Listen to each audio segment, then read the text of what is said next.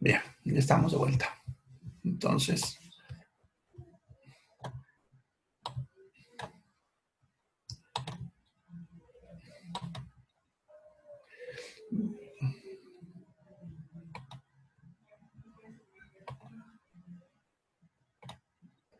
bien, este es un gráfico para mostrarnos un poquito cómo trabaja todo, ¿ya? Nos están representando los diferentes ARNs, que ahorita vamos a ir hablando de cada uno, ¿ya? Y el ribosoma, ¿ya? Para entenderle esto, en primer lugar hay que entender que el ribosoma es una organela intracelular, citoplasmática, que está formada también por proteínas combinadas con un tipo de ARN que se llama ARN ribosómico, ¿ya? Este ARN ribosómico es el que ayuda a la fusión de los aminoácidos, ¿ya? En esta imagen nos han representado al ribosoma con unas esferas de color violeta, eso que ven ahí, ¿ya? Son lo que sería el ribosoma. Normalmente el ribosoma está formado por dos piezas, ya que encajan, algo así como un pan de una hamburguesa, ¿no? Las dos piezas del pan que van uno encima de otro. Lo mismo, el ribosoma. Ya normalmente están separadas y cuando van a trabajar se juntan. Ahora, a ese ribosoma, le va a llegar primero el ARN mensajero, que es este que nos está mostrando aquí de color, ¿qué es? Fucsia. Bueno, parece fucsia. Ya, esta cadena de acá, que ven acá, que le estoy apuntando con la flechita, ya, y estos palitos que ven, que les han puesto ahí, serían las bases nitrogenadas. Incluso nos han puesto ahí abajo las letritas que representan cada uno, ¿ya? Bien, luego tenemos al ARN de transporte, que nos están mostrando aquí con este grupo de bolitas de color celeste, y aquí abajo nos están explicando cómo es. Esto de acá es como nos están representando ellos, pero la molécula es así, como ven, aquí al medio. Y aquí esquemáticamente nos están mostrando cómo es también la misma molécula, ¿ya? El ARN de transporte o transferencia. ¿Ya? Entonces, aquí arriba nos muestran un cuadradito al mismo ARN, pero nos están mostrando un aminoácido en la punta. ¿Ya? Entonces, ahora lo voy a ampliar para ver mejor esa parte.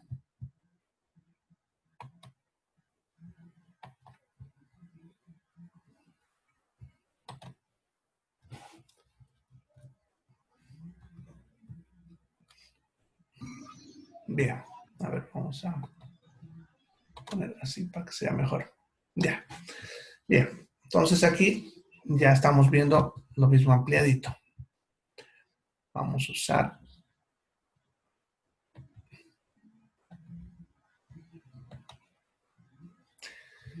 Bueno, entonces, como les decía, esta es la cadena del ARN mensajero. Acuérdense que es una copia del ADN, ¿ya? Y cada 3 representa algo, ¿ya? Pero en el ARN, los grupos de 3 ya no se llaman tripletes. Ese nombre solamente se usa en el ADN. En el ARN, en el caso del ARN mensajero, se les llama codones. ¿Ya? Entonces, en este de acá, estos tres que voy a encerrar acá, serían un codón. Estos 3, otro codón. Estos 3, otro codón. Y así sucesivamente. cada grupo de 3 bases nitrogenadas representarían un codón, que en realidad serían las copias del triplete que hablábamos hace ratito cuando hablamos de ADN. Entonces, cada grupo de 3 es un codón. Y como son copias de los tripletes del ADN, ya saben que cada 3 representa un aminoácido, la posición de un aminoácido.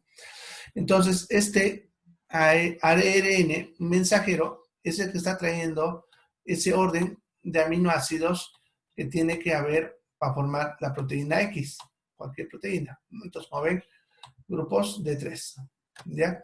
Ahora, no se olviden que también tenemos los primeros, perdón, el codón de inicio y el de término, que seguro este de acá es el que da el inicio y este es el que da el término.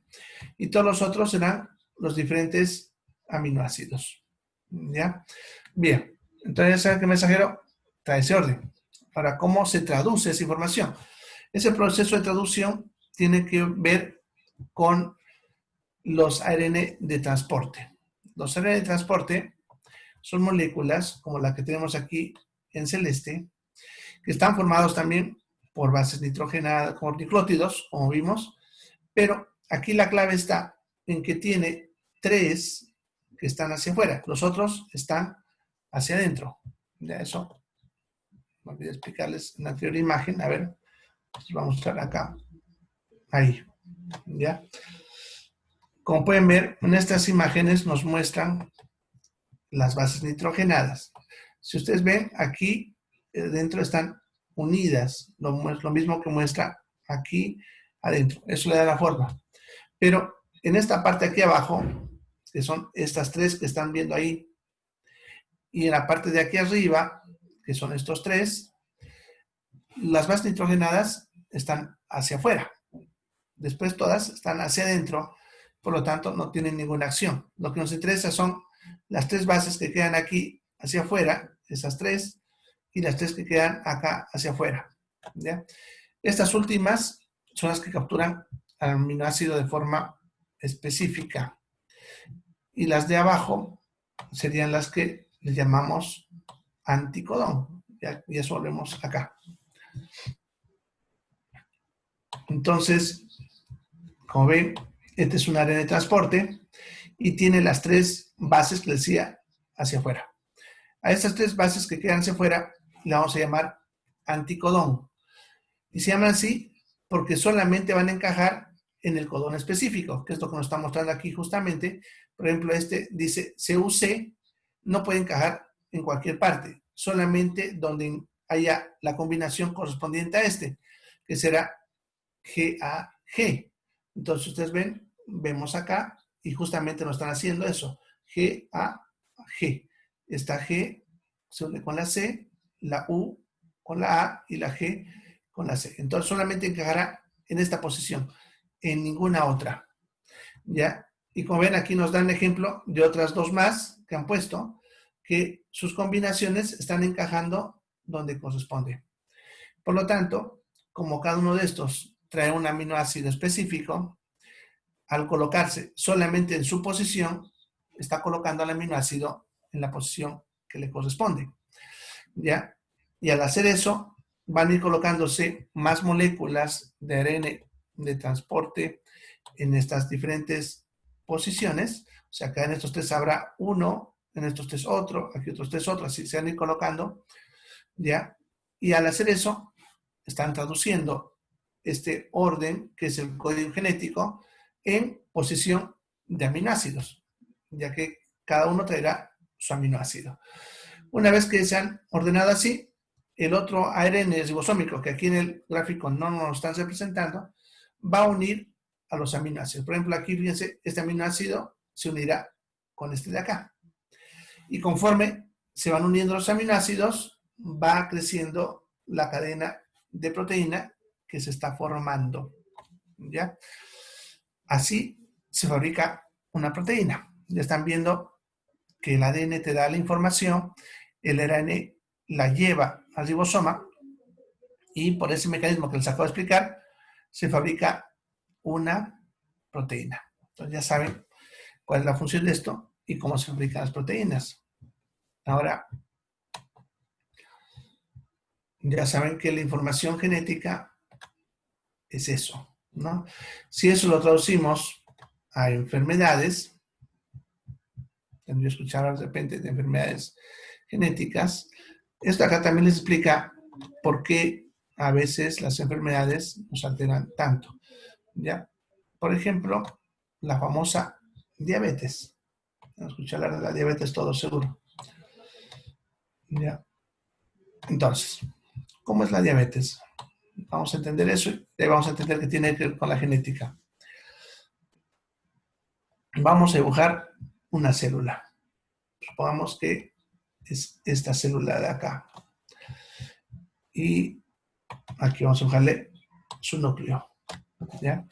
Bien, las células ya saben que usan glucosa para mantenerse vivas. Eso les había mencionado, que la glucosa es la que nos da la energía, ¿ya? Ahora, esa glucosa no nos sirve afuera de la célula, tiene que estar dentro de la célula, ¿ya? Para que la célula pueda trabajar. El problema es que la glucosa no se entra fácilmente. Para que la glucosa se entre, necesita ser transportada por una proteína, que le llamamos nosotros proteína facilitadora. Vámonos que esa proteína es así. Vamos a ponerle esa forma. Obviamente una célula es más pequeña, ¿no? ¿Ya? Y pongámosle que la glucosa es cuadrada, así.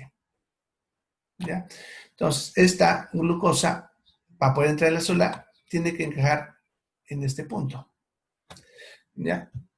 Entonces, vamos a hacer encajar. ¿Ya? Entonces, la glucosa se coloca ahí y está queriendo entrar, porque la glucosa va a empujar para querer entrar. Eso vamos a entender en fisiología. ¿Ya? Pero no va a poder hacerlo, a menos que venga otra proteína que sería la insulina. ¿Ya? Esta proteína la dibujaremos de color verde. ¿Ya? Entonces, para que esto funcione, pongámosle que aquí tiene que apegarse la insulina ahí. Una vez que la insulina encaje ahí, esta glucosa recién entra hacia adentro. ¿Ya? Bien. Entonces están viendo que son dos proteínas las que van a hacer el trabajo. La que recibe a la glucosa y la insulina. Ahora, pero para que esta insulina interactúe con esa proteína, tiene que tener una forma. Y aquí viene lo que yo le digo la llave y el candado. Todos ustedes han tenido una llave y un candado y saben que la llave específica abre el candado específico. Pero también han visto que hay llaves, candados que son mañosos, ¿no ve? Uno, la propia llave, lo coloca y lo dañinea, no quiere abrir. En cambio, el dueño viene y le pilla su truquito y lo abre. Todos ustedes han tenido esos candados. ¿Ya? Eso es porque su forma está alterada. ¿Ya? Mientras la molécula receptora, que está aquí con amarillo, reconozca la insulina, todo trabajará bien. Pero ¿qué pasa si la insulina está alterada en su forma, como es allá con el candado? Hará varios intentos y no conseguirá que esto funcione. Y de repente, de cada 10 intentos, consigue hacer que esto funcione y mete una glucosa. Eso es lo que pasa en la diabetes tipo 2. El paciente diabético, en realidad, que tiene es un problema genético en el cual está fabricando una insulina que su forma no encaja en esto de acá. O también puede ser que esta proteína sea la fallada y la insulina esté bien. Y esta proteína es la que no reconoce a la insulina. Y acuérdense que les había dicho cuando hablamos de proteínas que la forma era la clave.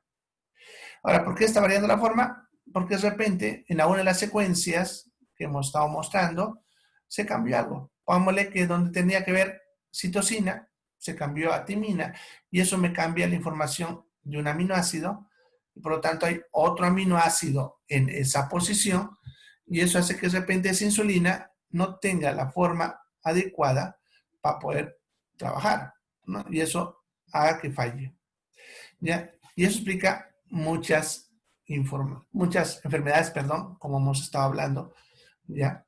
En las cuales eh, la variación de una secuencia puede hacer que la proteína tenga alterada uno o dos aminoácidos y eso haga que esa proteína no funcione como deba funcionar. Puede que falle parcialmente o puede que falle por completo. Y eso nos lleva a las diferentes enfermedades. Por ejemplo, el cáncer. En el cáncer tenemos proteínas que se encargan de reconocer qué célula está volviéndose maligna y estas proteínas se activan y destruyen a la célula. Pero si esta proteína falla, entonces se desarrolla el cáncer, ¿no? Y eso se debe a fallas genéticas. Por eso van a ver que últimamente más hablamos sobre genética en muchas enfermedades. Bien, ¿alguna pregunta hasta acá? ¿Preguntas?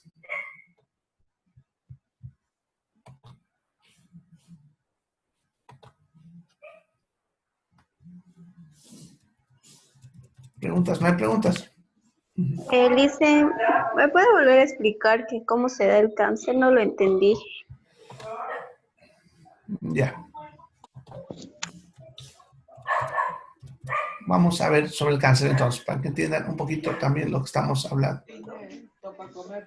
Doctor, antes de eso, ARNM es ARNM de mensaje, Sí, mensajero. ARN de transporte y ARN ribosoma. Sí, ribosómico.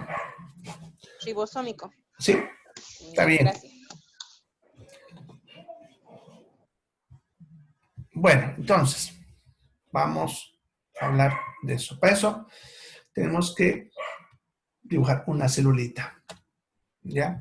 Ahora, en esa célula tenemos su núcleo.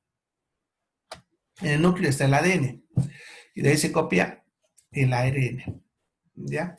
Supongamos que esta célula ya tiene su ADN en buenas condiciones, pero algo altera su ADN. ¿Ya? Entonces, cuando tenemos un ADN alterado, esta célula va a empezar a fabricar también proteínas alteradas. ¿Ya? Y esas proteínas las representaremos con círculos chiquititos de este color. Ya, póngale que este círculo es la proteína buena, si ustedes quieren, buenas condiciones. Ya, funciona. Pero de pronto algo pasa y me altera información y empiezo a fabricar una proteína de forma diferente. Y esta proteína de forma diferente ya no sirve, porque no puede hacer el trabajo. Ahora, sucede que una célula va a tener errores de lectura. Eso significa que esa información se va a alterar sí o sí en el transcurso de los años. Es como lo que ustedes tienen, su información guardada en un disco, lo que sea, y con los años han visto que se va perdiendo esa información, se va dañando por diferentes factores. Lo mismo pasa. Esta información del ADN, si bien está bien protegida, con el transcurso de los años por radiaciones, medicamentos, infecciones, virus, se va alterando. ¿Ya? Ahora, tenemos proteínas, que pongámosle que estas son estas redonditas que hemos dibujado, que van a hacer varias funciones. Una de esas funciones sería revisar constantemente el ADN para ver si hay errores y corregirlos. Va a haber otra que se va a encargar de detectar proteínas anómalas y destruirlas. Y va a haber otra que me detecta también proteínas anómalas y le ordena a la célula destruirse. ¿Ya? Cuando una célula empieza a producir muchas proteínas anómalas, va a empezar a tener problemas. En el cáncer, estas proteínas anómalas le ordenan a la célula a reproducirse más rápidamente. Eso significa que una célula así se va a empezar a reproducir en otra idéntica que también produce proteínas malas. ¿Ya? Y estas van a empezar a reproducirse mucho. En otras palabras, se pierde el control de la reproducción celular. Eso es el cáncer. Nuestras propias células se empiezan a reproducir mucho y eso genera los tumores. Pero esto se puede tener en 3 puntos. Uno, aquí en el núcleo, ya leyendo el ADN, y si pillan la falla, nuestras propias células, o sea, las proteínas, perdón, que están dentro de esas células, si detectan esa falla, puede que la corrijan. Si lo corrigen, ahí se acaba el problema. Pero puede que no puedan corregirlo, o porque ya está instalada esa falla.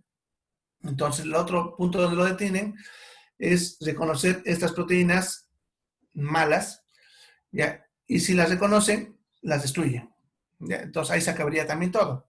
Pero puede que esta proteína tampoco pueda hacer ese trabajo porque también esté dañado. Y por lo tanto, estas proteínas anómalas empiecen a aumentar. El otro punto de defensa, o si ustedes quieren, de detección del problema, es que la célula fabrique proteínas que detecten a estas malas y también detecte que las buenas están fallando.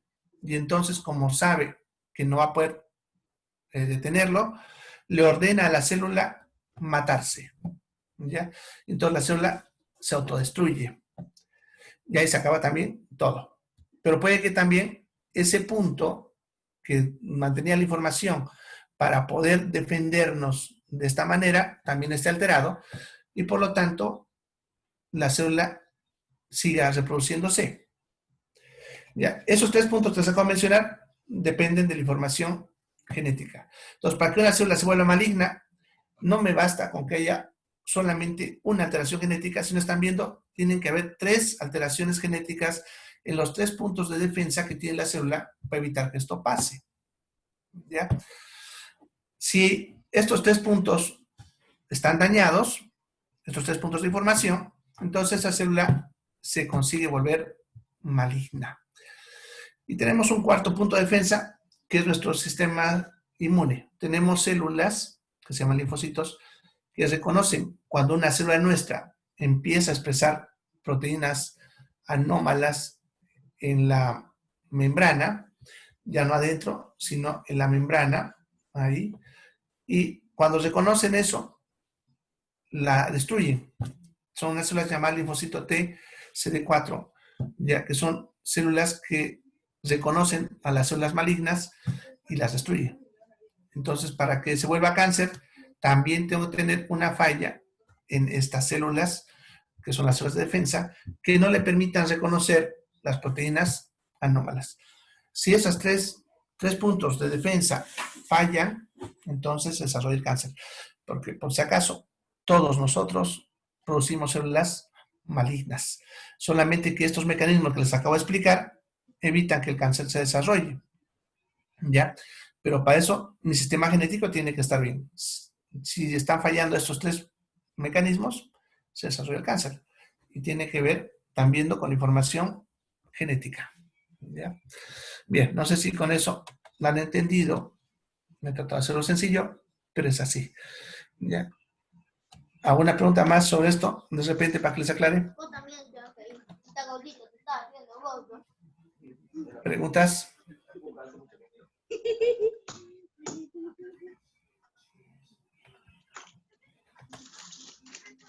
Bien, entonces vamos a ver el último que nos queda de este tema, que son los nucleótidos libres.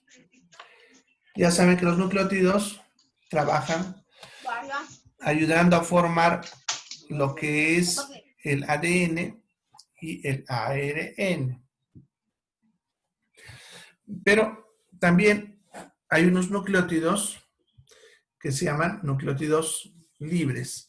Son nucleótidos que no están formando parte ni del ADN ni del ARN, ¿ya? Pero hacen su trabajo, ¿ya? Sueltos, ya no formando partes de las cadenas que hemos estado viendo, ¿ya? El mejor ejemplo es una molécula llamada ATP, ¿ya? Vamos a dibujarla. Bien. Acuérdense que un nucleótido está formado por un monosacárido, una pentosa, que puede ser la ribosa o la desoxirribosa. A este se le va a unir una base nitrogenada que Para este ejemplo será la adenina. Y la representamos así. Y se le une un fósforo. Ya sabemos que eso es un nucleótido. ¿Ya? A este nucleótido en específico que estamos viendo se le llama adenosín monofosfato. Y vamos a usar sus siglas, que sería AMP.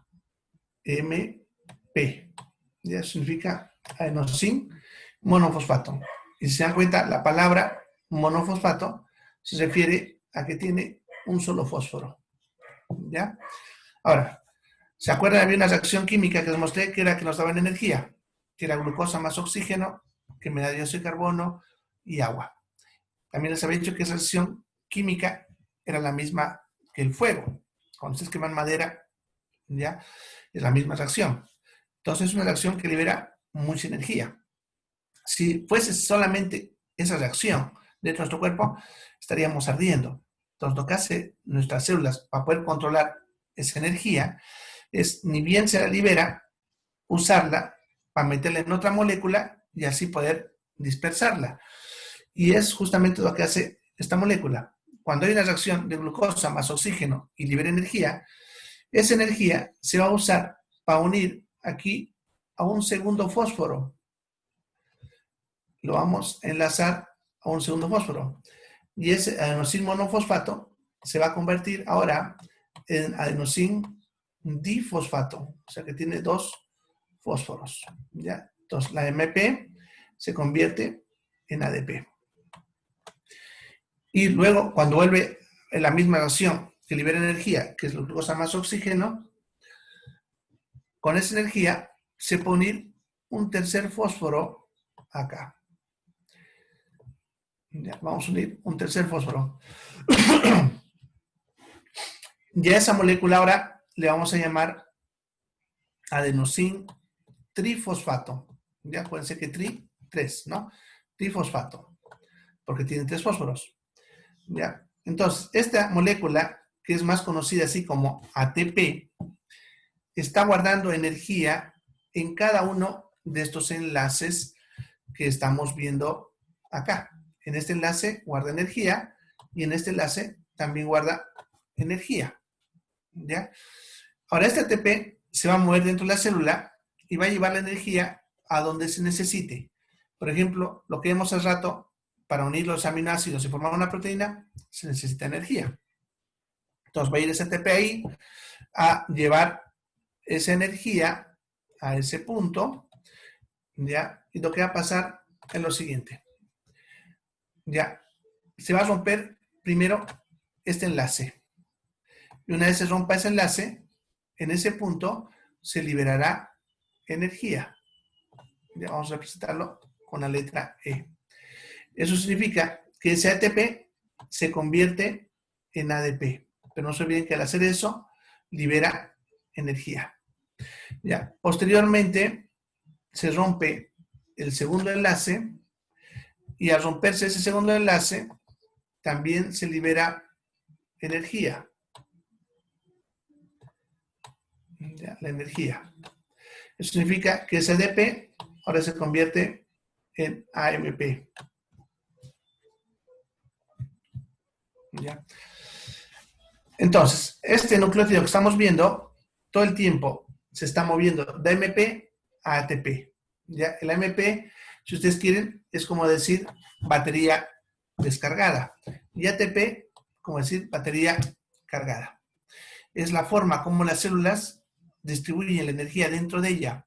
Y así no están dejando libre la energía y no estamos ardiendo. ¿Ya? Sin embargo, a pesar de eso, parte de esta energía siempre se escapa y es la que nos da el calor. ¿Ya? Sin embargo, así manipulamos la energía dentro de la célula. ¿Ya? Este es un ejemplo porque hay muchos que hacen lo mismo. También está el GMP, que es con la guanina, ¿no? La guanina monofosfato. ¿Ya? Pero estas moléculas, principalmente el ATP, se encargan del proceso energético de la célula. ¿Ya? Bien, eso sería entonces en cuanto a los nucleótidos libres. Bien, ¿alguna pregunta hasta acá?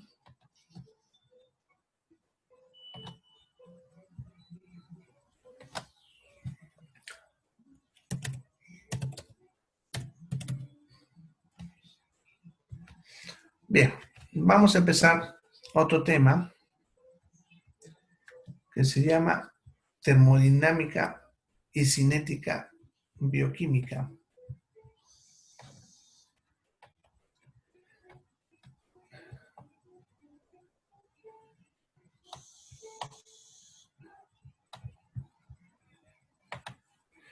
Bien, entonces la termodinámica es una ciencia de la física que estudia la energía. Ya no se acuerdan cuando llevan en el colegio termodinámica de repente. ¿Ya? Ahí llevan cálculos de fuerza, potencia, etcétera. ¿Se acuerdan? Hablaban de los newtons, los joules, etcétera. Eso que nos hacía de la cabeza en física. Ya, la termodinámica, entonces, la rama de la física que estudia la energía. Y la cinética es la que estudia el movimiento de las moléculas. Entonces, aquí vamos a ver qué relación hay entre la energía y el movimiento de las moléculas, que es lo que comúnmente nosotros le llamamos metabolismo. ¿Ya? Entonces, para entender lo que vamos a hacer en esta materia, ¿ya? Hay que entender primero algunos conceptos, como el concepto de energía. ¿Ya? Bien, los físicos definen energía como la capacidad para poder realizar trabajo. Ahora, ¿qué es realmente la energía? No sabemos. ¿Ya? No conocemos realmente qué es la energía. ¿Ya? Sin embargo, como ven, ya la física trata de definirnos, pero no nos define qué es la energía. Simplemente nos dice para qué sirve. Pero están viendo, nos dice es para hacer trabajo, pero no te dice qué es la energía. Y eso es porque hasta ahora no sabemos qué es la energía. Sabemos que hay diferentes tipos de energía.